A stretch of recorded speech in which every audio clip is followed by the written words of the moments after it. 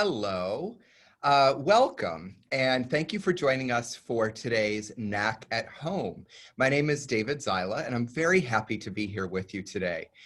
For those of you who are not familiar with the National Arts Club, the National Arts Club is a 501c3 nonprofit based in New York City with a mission to stimulate, foster, and promote public interest in the arts and to educate the American people in the fine arts. Additionally, the club offers more than 150 free programs and musical performances, play readings, lectures, etc. per year. For more information about the National Arts Club, you can visit us at thenationalartsclub.org or find us on Facebook, Instagram, Twitter, and YouTube. Following today's conversation will be a brief Q&A, so please feel free to leave any questions you might have in the chat or Q&A area. So I will also mention, we're going to get to our guest in just a moment. I will also mention that the book featured today can be purchased at a discount from our preferred independent bookseller, Books on Call NYC, and you're going to see a link to that shortly.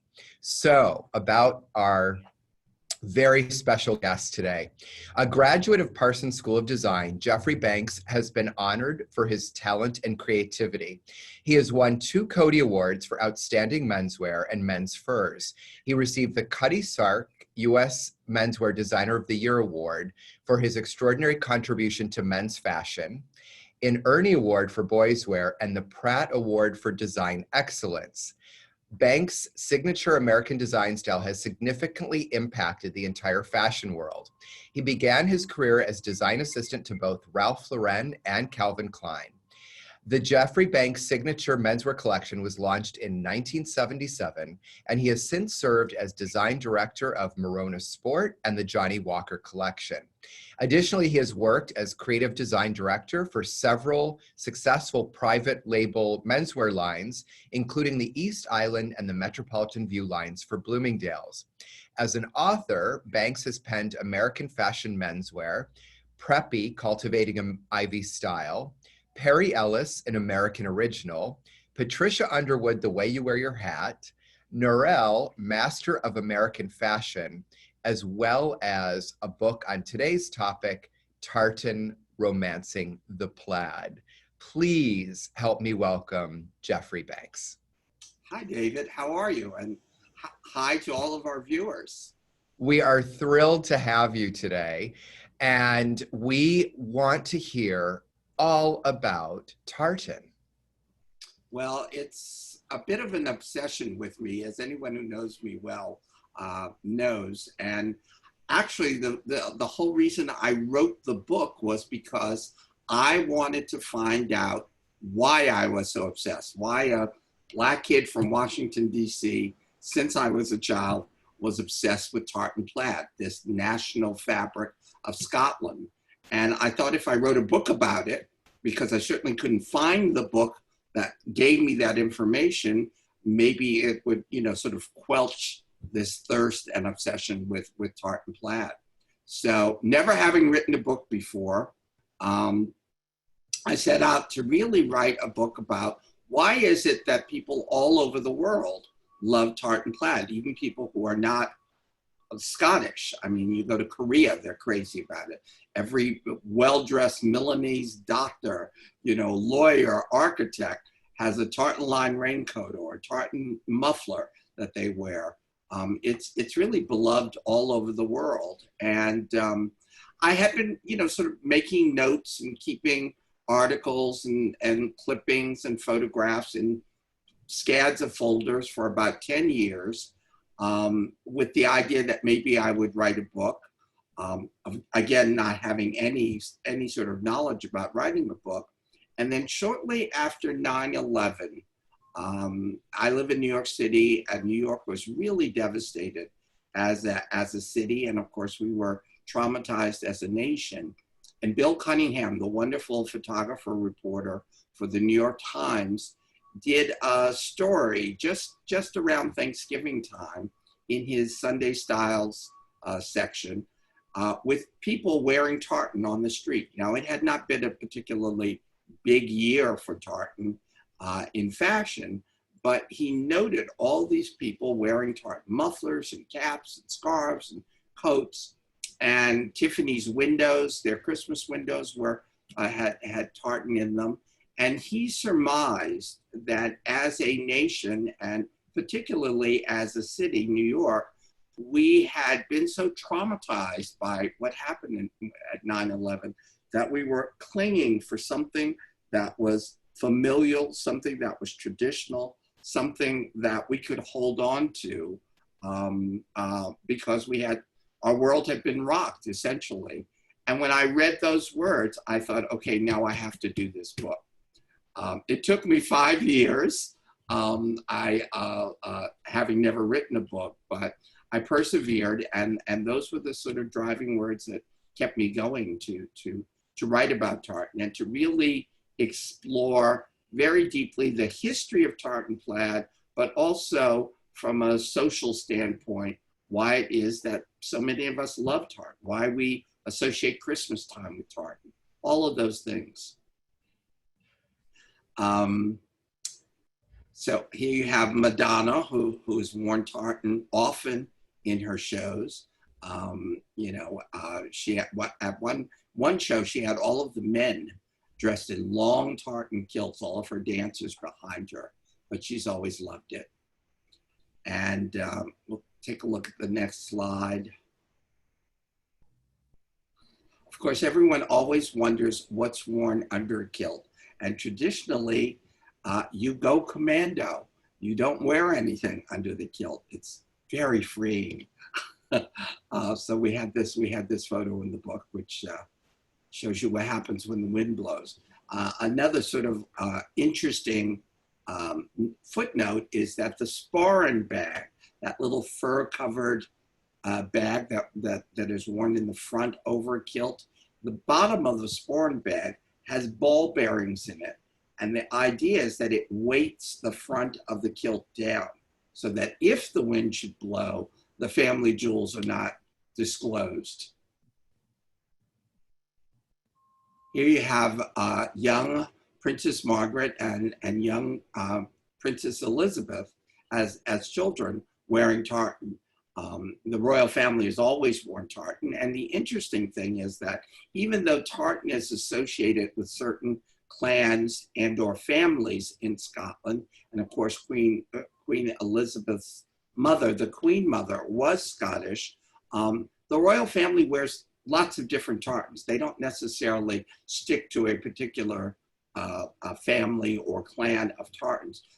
If you look in Prince Charles' wardrobe, he's got, tons of different tartan kilts and tartan pants. They buy them and wear them because they're beautiful, because they're beautiful patterns and beautiful colorings. Certain tartans do register with a particular firm, company, or clan, family clan. Originally, they were just clans. They were parts of clan, parts of a sort of emblem, a coat of arms, if you would, in fabric for various families. And there is something called the National Tartan Registry, and they have registered in Scotland over 4,000 different clans of tartan, some of which, a very small percentage of which are for companies, insurance companies or important companies in Scotland. Then you have about 1,300 registered tartans from Ireland, which are also considered to be, important. And then there are Canadian tartans. There are about 600-800 Canadian tartans. And then we actually have a few American tartans, which are not designed in America, but these are tartans that the Scottish National Tartan Registry recognizes. For example, New York State has a tartan.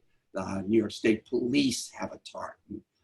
And usually these tartans are, the colors of the tartan are the New York State flags tartan, the orange, the turquoise, and white. That is what's composed. So today there are a lot of these kinds of tartans. This happens to be a picture I love. One of the things I considered for the cover of the book. This was taken by Arthur Elgort. Of course, it's Linda Evangelista, and actually taken in Scotland, rather. Next slide. Okay, this is very interesting. This is the oldest known piece of tartan fabric. This is known as the Falcao Tartan. It was found in a salt quarry, dates back to the 3rd century, and you can see there are 2 different tones, a sort of dark oatmeal camel tone and then a chocolate brown tone, which make up this particular tartan. The original tartans, which are called weather tartans or ancient tartans, were not the tartans that we're familiar with today. Those tartans were done with the natural dyes and natural colors of wool. So they tended to be gray, gray-green, you know, maybe a dark bluish gray, all sort of natural tones, and dyed with nuts and berries. The yarn was dyed. So none of the sort of pageantry colors, the reds and the purples and the yellows and the oranges that we know today, those are modern tartan colors. Another interesting fact about this swatch is literally moments after this picture was taken of this fabric that was buried in the bottom of a salt mine, the fabric literally just vaporized. It just completely disappeared. So luckily we have this photograph, because this swatch doesn't, it was so old, it just doesn't exist any longer. Next slide, please. Okay, here we have Lucille Ball in a beautiful taffeta tartan skirt. And it just sort of goes to show you how tartan is associated with movie stars. It's associated with royalty. It's associated with punk rockers. Tartan can be, it can be rebellious, it can be romantic, it can be anarchistic. It really takes on lots of different hues and values and ideas. Tartan is all of those things. The wearing of tartan was considered revolutionary and almost anarchistic for many, many years. In 1746, the British created something called the Dress Act, or the Act of Proscription, and it banned the wearing of tartan or Highland dress in Scotland, because the wearing of tartan was considered to be revolutionary, radical, and it was considered to sort of raise the national Scottish, what would I say, the feeling of being Scottish and anti-British. So for 36 years, it was banned, and you could actually be thrown into prison or deported from Scotland if you were caught wearing it. And actually, another really interesting fact, there were these sort of clandestine, you know, wear it in the basement of your castle on Thursday night, get together your friends and just, you know, not wear it out in public, but wear it, you know, very privately. You know, crank out your kilts and put them on, because to wear them in public was, you could be thrown into jail for it. Here is a classic tartan, and I have this representation to show you. I always get the question, what is the difference between plaid and what is the difference between tartan? Well, all tartans are plaid, but not all plaids are tartan. Tartans are considered to be plaids that are completely, that you can turn 360 degrees in any direction. There's no top, there's no side, there's no bottom. It is completely the same no matter where you turn it. Whereas plaids can be directional. When you look at like a Madras plaid, it can be running very vertical or very horizontal, and it is not exactly the same. let me show you. I'm just going to hold this up in front of me, and I'll give you an example. Here's a printed silk tartan scarf. Hopefully you can see that. It's blowing. But you can turn this in any direction, and it's exactly the same. And that's how you know something is truly a tartan plaid as opposed to a regular plaid. All right, next slide. Here you can see the sort of ceremonial high Highlander dress of tartan, and the mix of different plaids. You've got the Rob Roy tartan in his hose, which are held up by ribbon, and then you've got a different tartan in his kilt and the matching stole or plaid. That was the original meaning of plaid, was the long length of fabric. Originally, a kilt was not a separate piece. A kilt was part of a very long piece of fabric that a man wore wrapped around his waist, and then with the additional piece of fabric that was left, thrown over the shoulder. And this was a blanket. This was a covering. This was something he wore after he bathed in the river, and he dried himself off in this. It was just one long piece of fabric, continuous piece of fabric. Eventually, it got parted into two, and eventually it became, around the Victorian time, the pleated skirt-like object that we know today as a kilt. Of course, plaid was worn by women also. This is around the 1700s, although it was rarer to see tartan plaid on a woman, and much more frequently you saw tartan plaid on a male. It was really sort of the heads of households. And the other interesting thing is that, from a historical standpoint, many people think, oh, I'm from the Gordon family, or the Gordon clan is my tartan. And someone else will say, well, I'm with the Stuart clan, that's my tartan. But it's very hard to prove that. You have to have real historical lineage to prove where your family is, where your family came from. Because what would happen would be you'd have these warring families or clans, and they would have their own distinctive tartan.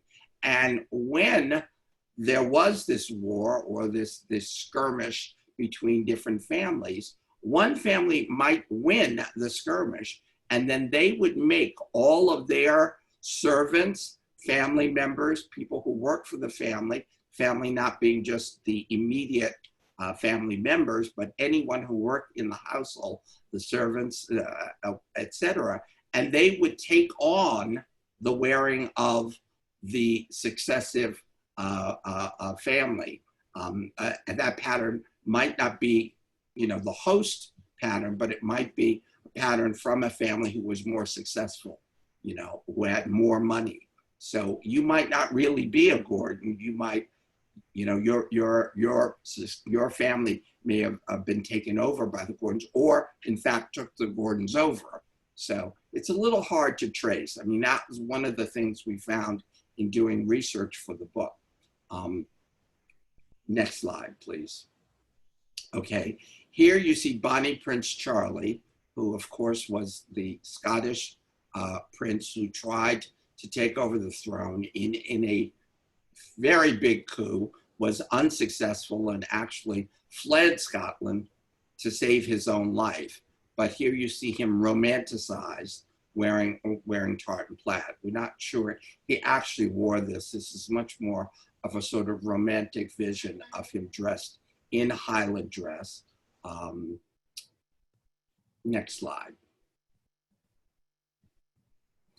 And here you have one of the darkest days in Scottish history, the Battle of Glowton, where a lot of the people spurred on by Bonnie Prince Charlie, a lot of Scots spurred on, tried to fight the British, who they felt were really keeping them in chains, as it were.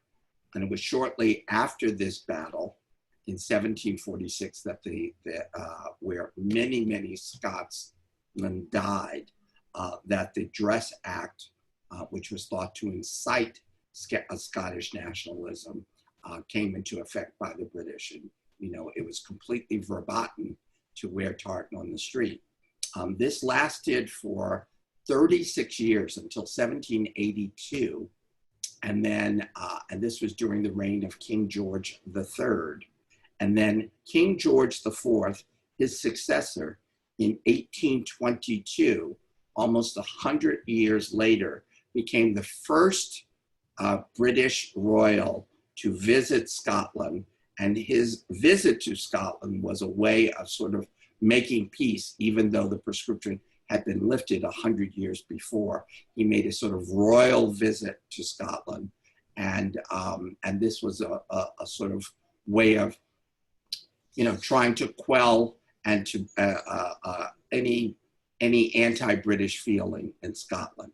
And when he went, he actually had a Highland dress made for himself to wear during this tour of Scotland. And here, in fact, is what a traditional Highland dress would look like. You've got the kilt, you've got the jacket, you've got the stole, of course, a sporran bag, and this, again, a little bit more of a modern take on Scotland. When I say modern, I'm talking about the late 1700s as opposed to the 13th or 14th century, because those colors would not have been available. Red was really reserved for royalty because red dye was so hard to find.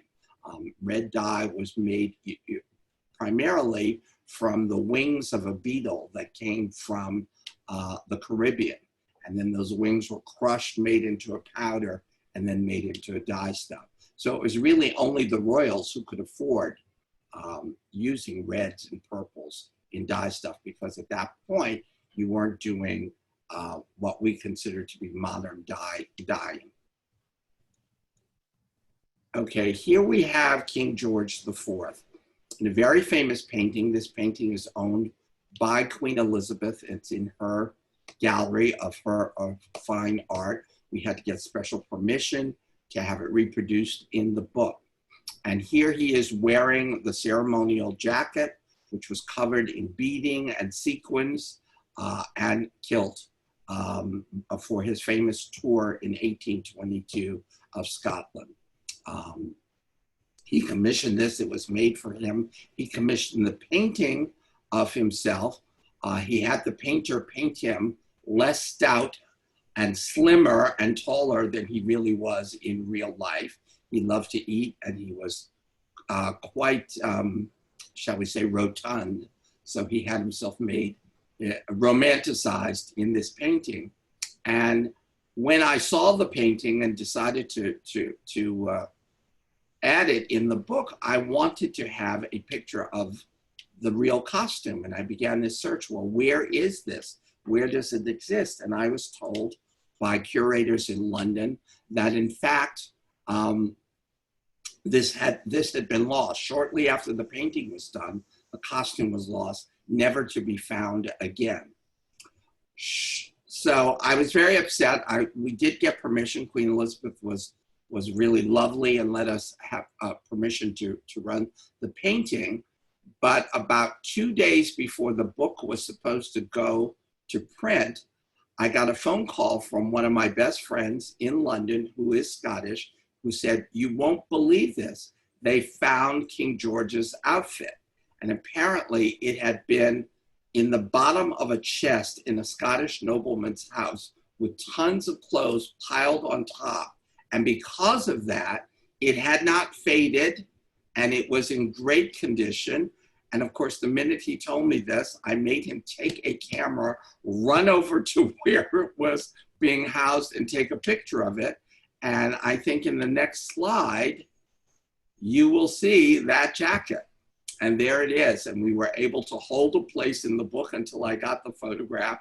And so in the book, it's displayed opposite the painting of, and as you can see, it's in wonderful condition. And it's only in wonderful condition because it was in this attic in a big trunk with lots of clothes piled on top of it, which caused it not to fade or disintegrate. So we have that picture, which I'm very proud of. Now here we have someone who was very famous, Mr. Brown. I don't know if many of our audience know the story of Mr. Brown and Queen Victoria, but it's a very important part of tartan history. Queen Victoria fell in love with Scotland. She visited several times with her husband, and she just loved the fact that it was as beautiful as the landscape was and still is today.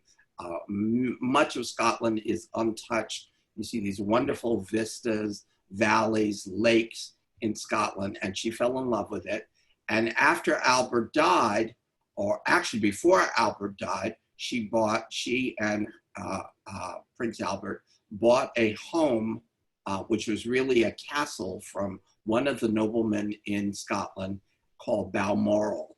And Balmoral is still one of the current Queen's favorite places to go in Scotland, in the Highlands. And Mr. Brown, who is pictured here in this photograph, was the caretaker of Balmoral. And after Albert died, it was rumored that Queen Victoria, who was quite fond of him and still many years in mourning after Albert, that she and Mr. Brown sort of, I wouldn't say got it on, but certainly had a lovely relationship. And they were very fond of each other. And in fact, when she was buried, she kept a keepsake from Mr. Brown, was put in the coffin with her, along with keepsakes from Prince Albert. So one would think that those were the two loves of her life. And in fact, the servants at Balmoral and some of the people in London, because of her fondness for Mr. Brown, they nicknamed Queen Victoria Mrs. Brown.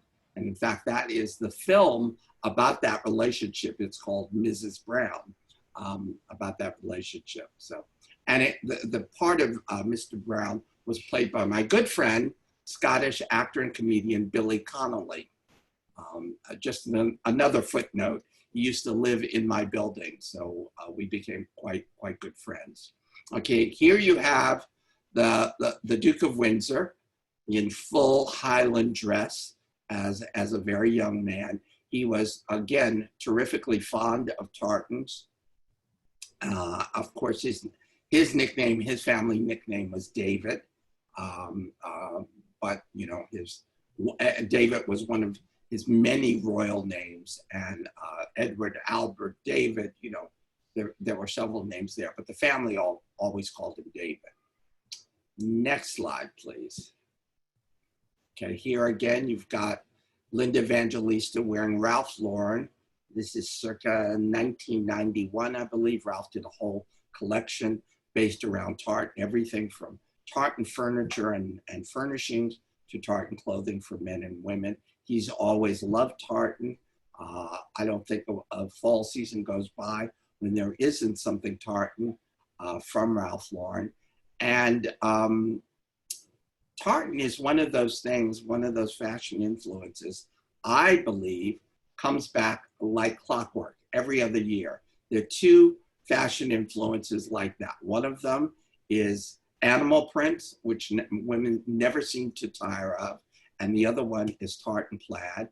And for men who don't like, who are very conservative in their dress, tartan is the one pattern you'll see a man wear in a pocket square, in a tie, in pajamas, you know, in a robe.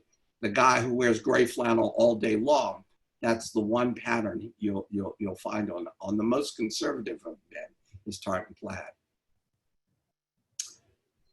Here you've got Linda again with a Ralph Lauren towel over her head and Brooks Brothers boys pajamas, which just goes to the universality of tartan plaid.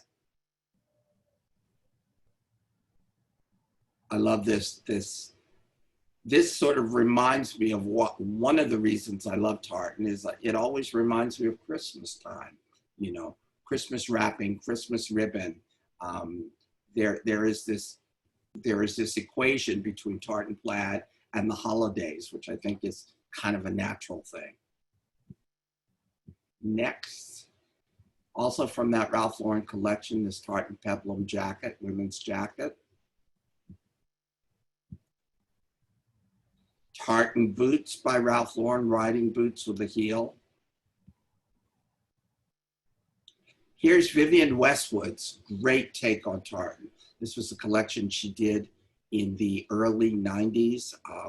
Again, Linda Evangelista. I love the Argyle socks. Argyle being just the tartan pattern thrown on the bias. So usually when you see Argyle, it's really the same thing as plaid. It's just thrown, the diamonds are thrown on the side, you know, on the bias. This was an incredible inventive collection. This is one of the men's pieces from that collection that Vivienne did. I thought every item in this collection was absolutely gorgeous. One of my favorite. We showed it in the book. And here we have the Burberry Check. Now, technically, this is a check. It's not a plaid. However, in the early 90s, the Scottish Tartan Authority Registry gave Burberry an honorary tartan register for their check because it had brought so much business to Great Britain. And the reason it's not technically a tartan is because Thomas Burberry was English. He wasn't Scottish. So that's why. But they made an exception in this case because it's so worldwide and becomes so synonymous with Great Britain. And of course, there have been many, many variations of it. Interestingly, the original Burberry check was one of 3 patterns actually designed by the French. It was a lining fabric. In the early turn of the century, when you ordered a Burberry raincoat from Thomas Burberry, they were all made to order. They took your measurements, you went into the shop, you decided what color cotton gabardine you wanted the shell to be. Was it tan? Was it black? Was it gray? And then you picked a lining, and they gave you 3 different choices. And the choice that was the most popular, that was, you know, selected most often, was what became the Burberry check.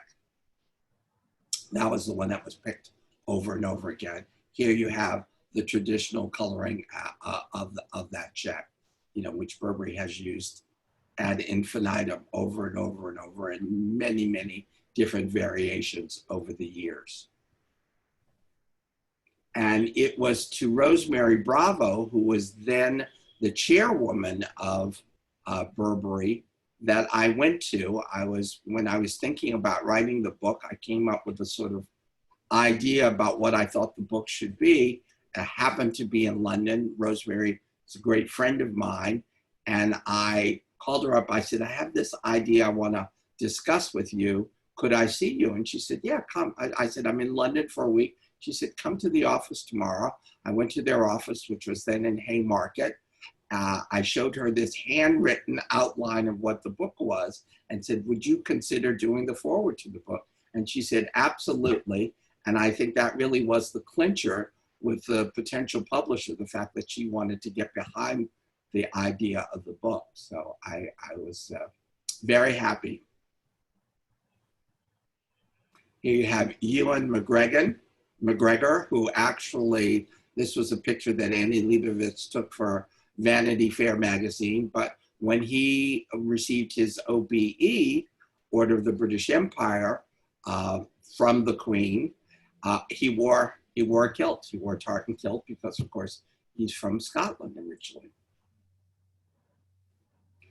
This is the Mcqueen Tartan, and this outfit was designed by Alexander McQueen, who is half Scottish, and was always proud of this tartan, showed it in many different variations, in many different fabrics, from silk to chiffon.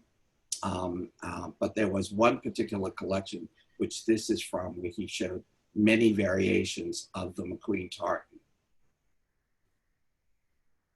And this is Isaac Mizrahi, where he took cotton tartan and then bejeweled it for a spring-summer collection. Now, the interesting thing here is that one of the things I thought of in theory was that when the British took over in India, they came with their British woolens, which were way too hot to wear, you know, in the 95-degree winter heat of India, let alone the summer. And so they had to have new uniforms made in cotton. And my theory was that they had some of the troops had their tartans, and they had them reconceived in cotton, and that became what we know as Madras plaids. This was a theory I had when I was writing the book. I went to a textile museum in India while I was researching the book, and was proven to be correct. That's where Madras plaid originally came from. It came from tartans that were reinterpreted from the wool into cotton. Another really inventive look from Isaac Mizrahi. In the background, you can see patchwork Madras, and then again on Iman, this fabulous bikini top and skirt over a swimsuit bottom. And of course, I love her barbecue mitt done in tartan plaid also. Here's a patchwork robe on An Duong in tartan. These happen to be tartan Shetland oversized jackets that I did in one of my early collections, which just goes to show you I've loved tartan forever, since forever. And these were like inspired by tartan blankets. So the repeat is very, very bold. You only get 1 or 2 repeats in a whole jacket. This is Jean-Paul Gaultier doing tartan on his runway. And one of the things I really wanted to show in the book is how universal tartan is, and how many designers, decorators have been inspired by tartan and show it in lots of different ways. It really lends itself to that. Another Jean-Paul Gaultier. This is a young designer, Michael Kay, who is actually from Canada. Michael has done incredible evening clothes for women out of tartan. And in fact, his tartan dresses are in museums all over the world. And he's been asked to do a tartan dress to represent every single province of Canada, which is quite an honor. Here is a room decorated in tartan plaid, which I absolutely love. I love the idea of mixing the tartan with this fantasy rug, and of course using all of the top hats as artwork on the walls. Again, it just shows you how inventive tartan can be. This is in a hunting lodge in Scotland, a hunting lodge that was bought by a Norwegian textile billionaire. He bought this lodge. The lodge had nothing in it. It dates from the time of Balmoral and looks quite similar to Balmoral, and is in fact only a few miles away from Balmoral, but there was nothing in it.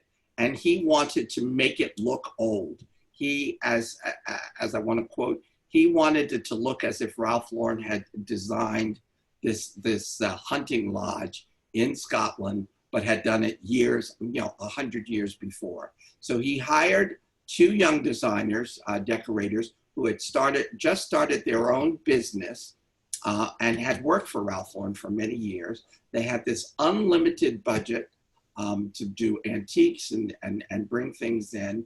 And in fact, that hunting lodge, which became this billionaire's home, was used to substitute for Balmoral in the movie The Queen, because they wouldn't, of course, allow shooting in the actual Balmoral. So it's been used in that film and several other films to substitute for Balmoral. So this is just a small detail. This is the stable in that hunting lodge. Next slide. This is one of the interiors using all these beautiful tartans, tartan upon tartan, and wonderful ancestral paintings, all made to give the feeling of age in this beautiful hunting lodge that dates from the same period of time as Balmoral, as when Balmoral was built. One other note about Queen Victoria is that Queen Victoria's love of Scotland became a fad. Queen Victoria was like the Madonna of her time. Anything that she liked, that she felt strongly about, everybody wanted to copy, everybody wanted to have. And of course, we didn't have television, we didn't have the internet. So how they found out what Queen Victoria liked was mainly through postcards, penny postcards. Would have pictures of Balmoral, which she decorated floor to ceiling in tartan plaid. There were tartan carpets, there was tartan furniture, there were tartan wall hangings. The other sort of souvenir of Scotland, quote unquote, was what you see pictured here, which were these little wooden objects that were covered with miniature tartan paper, and these are called tartanware. All of these objects were called tartanware. There was one factory primarily in Scotland that made these little objects. It was called the Mcqueen factory, and they made these little things, napkin rings, sewing boxes, cigar boxes, little journals, thermometers, you know, all of the magnifying glasses, all these little things covered in this miniature tartan paper, usually with a little note telling you which tartan it was. And you got these souvenirs of Scotland if you did business with a Scottish company. For example, if you were in America and you bought 200 typewriters from a Scottish company that made typewriters, they would ship you your 200 typewriters, and then they would ship you enclosed a little tartan box as a souvenir of Scotland, as a remembrance that you did business with that company. Now, these little souvenirs of Scotland were really like Cracker Jack prizes. They weren't really meant to last a long time. They were literally souvenirs and a thank you for doing business with this Scottish company. So the fact that these pieces might last several centuries beyond that and be still in good condition have made them very prized. I started collecting these 30 years ago, small pieces. I have over 150 pieces of tartanware today, and it's become very hard to find them, and it's become very, very expensive to collect them. Things that I paid a couple of $100s for are now several $1,000s if you can find them.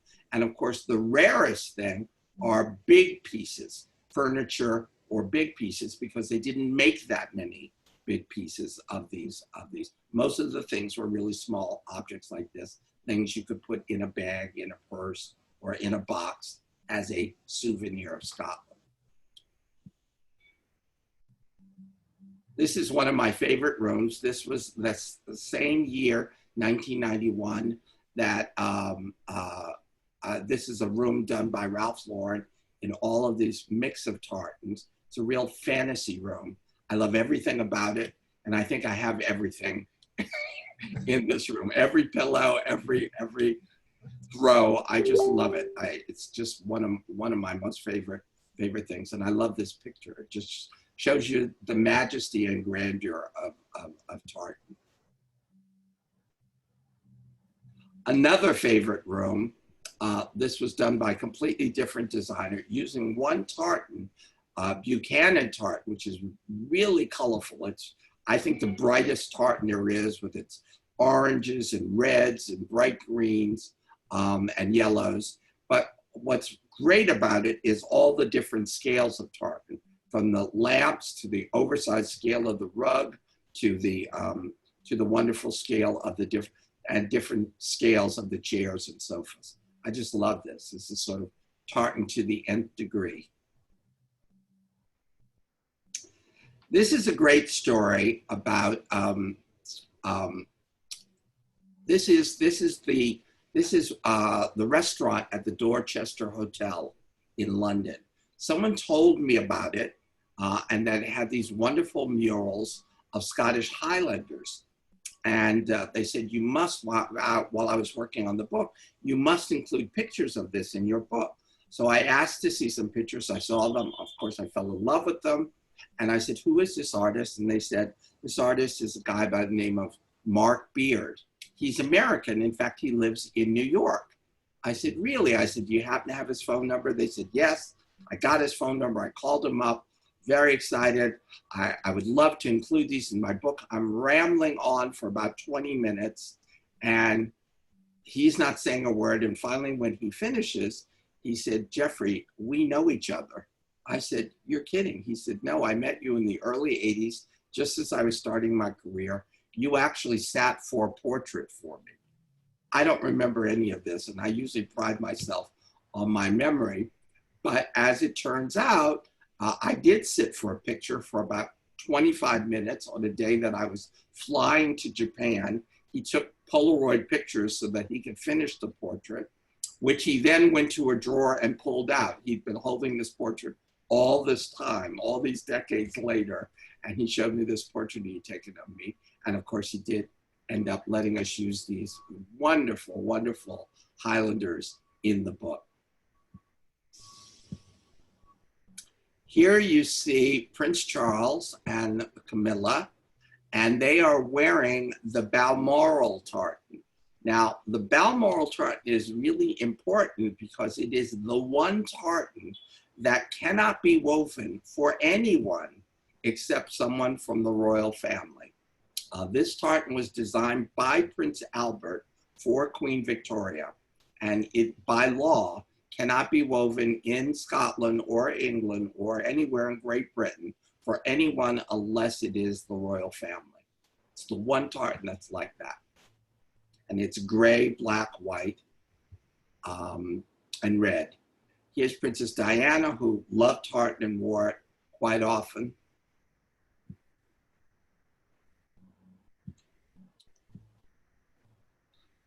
Okay, I think that's the end of our slide. Is that the end of our slides? Oh my God, such a visual feast, Jeffrey, my goodness. So one of the things, my God, I think we all learned so much today already. One of the things that you mentioned was that along with animal print, tartan is a perennial in fashion. Mm-hmm. What do you attribute that to? I think it's, A, it's colorful. I think B, we relate to it because there's something traditional about it. And at the same time, it can look very contemporary. When you think of people like Sid Vicious, you know, and Johnny Rotten, they wore tartan as a way of sort of saying, screw you to the establishment in their particular times. And that's one of the things that I love about tartan. It can be very romantic. It can speak of another time, but it can also look very, very contemporary. You know, one of the things I've fallen in love with, and I know a lot of other people have, is the series Outlander, which takes place in Scotland primarily, and starts off in just the time before the Battle of Glowton. And you go through the 17th, 18th century. And of course, there's lots of time travel and everything with it. But you see the majesty of the Scottish landscape, but you also see how tartan was worn in different kinds of ceremonial dress by both poor and rich Scots. We're going to take some questions from our guests today. Sherry writes, are the Irish clan plaids considered tartans? Yes, they are. They are considered tartans. As I said, there are about 1,300 registered tartans from Ireland. I'll give you the classic example. The Kennedy tartan is an Irish tartan because the Kennedy family came from Ireland. When I wrote the book and it first came out, we were doing a book signing at one of the book fairs, one of the Upper East Side girls' schools, you know, very Tony, and there were lots of other authors there. And as I'm hawking my book, as it were, Carolyn Kennedy came over to me and she said, is the Kennedy tartan in your book? And I had to tell her no, because I was really focusing primarily on Scottish tartans. She was very displeased with me and walked away. Oh, well, but, one less book sale, right? but that is the quintessential Irish tartan, is the Kennedy tartan. It's a Kennedy clan, it's an Irish clan. Okay. John writes, why is it called tartan? The word tartan actually comes from the French tartan, Tartain, which meant, which was a variation on the word plaid, Plaid. The French pronunciation is plaid, which we now know as plaid. So it has its origins from the French. We think, again, we don't know this for sure, but we think there was some sort of cross-pollination between Scots traveling to France and Frenchmen traveling to Scotland, you know, and this is going back again to like 12th, 13th century. So that's, and plaid, traditionally plaid or plaid in Scotland denoted this stole of fabric. It was about the fabric, not so much about the pattern on the fabric, but this long length of fabric that was part of the dress of a traditional Scotsman, which he wrapped around his waist and took the additional fabric and put it over his shoulder. And he used it as a blanket. He used it as something to, you know, after he bathed in the river to dry himself off. He used it as a blanket at night when he slept outdoors, you know, and wasn't, you know, in a home or a tent, didn't have that. So that's where that comes from. Christian writes in, would a married woman wear her husband's tartan or her own family's? She would most probably wear her husband's tartan unless her tartan or her family's tartan had a higher status financially and socially than her husband's, and then she might wear her family's tartan. But in most homes at that particular time, you know, 1700s, 1800s, she'd be wearing her husband's tartan. What, Jeffrey, I'm curious, in writing this book, what was the piece of research that you discovered that surprised you the most?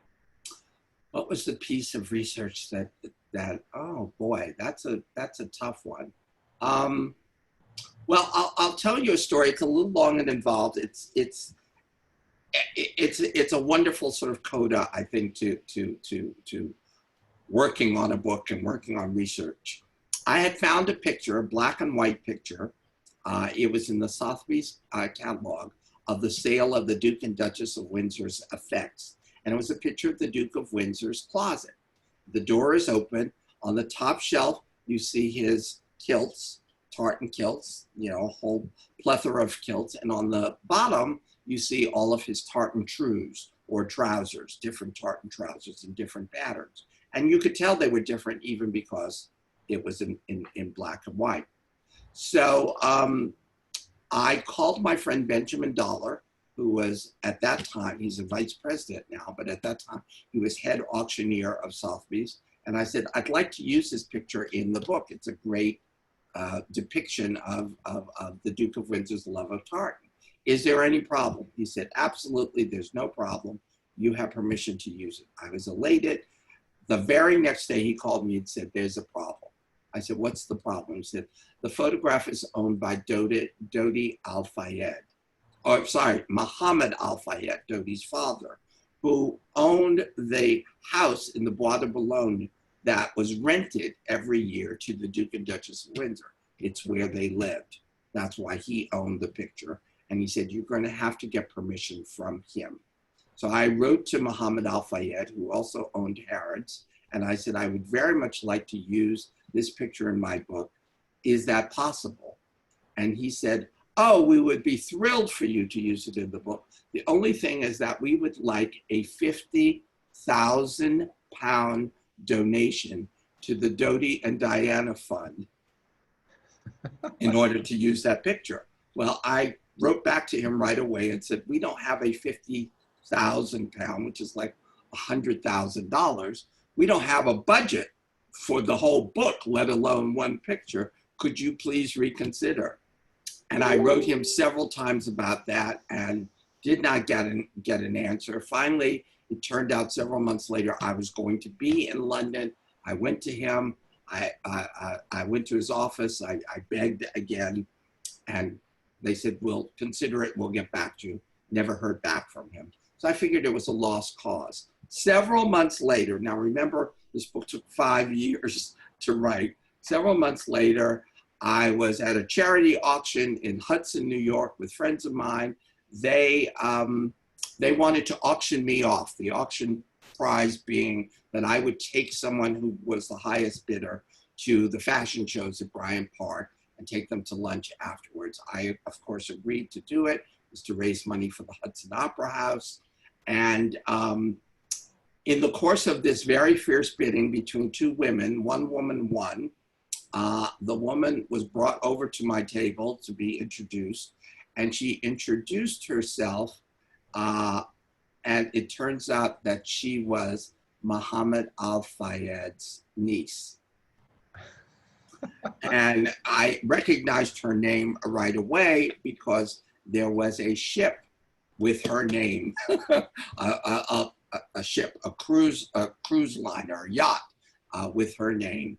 And she explained to me that when I said, excuse me, isn't your father? And she said, yes. And her father was the brother of Muhammad Al-Fayed.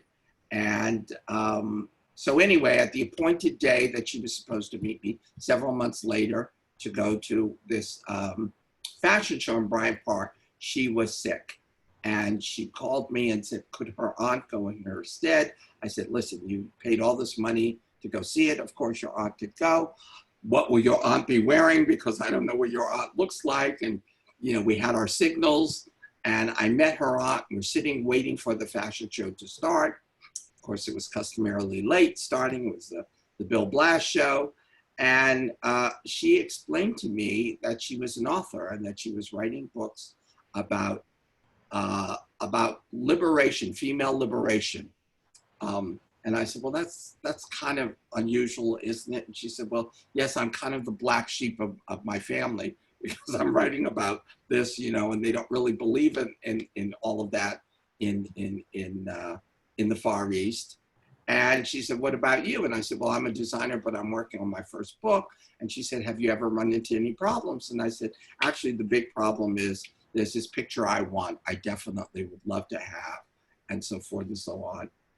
And as it turns out, Muhammad Al-Fayed was her brother. And as soon as she found out that I wanted to use this picture, she made one phone call and we got to get the picture and use it in the book. So, I mean, it's one of the crazy things that happens, you know, like finding the picture of King George's, you know, tartan outfit. I mean, it's just one of those wild coincidences. Amazing. And we have to pay for it. So. Speaking of George's costume, one of our audience members today asked where that is kept now. It is kept in a museum in London. In London, I don't offhand remember the name of it, but it is kept in a museum. Okay. Great. So, Jeffrey, very important question. What are you wearing today? What am I wearing? I'm wearing my favorite tartan. I love them all, believe me, all 6,000 tartans. But my most favorite one is Black Watch. So I'm wearing a Black Watch cotton shirt and a Black Watch woolen tie.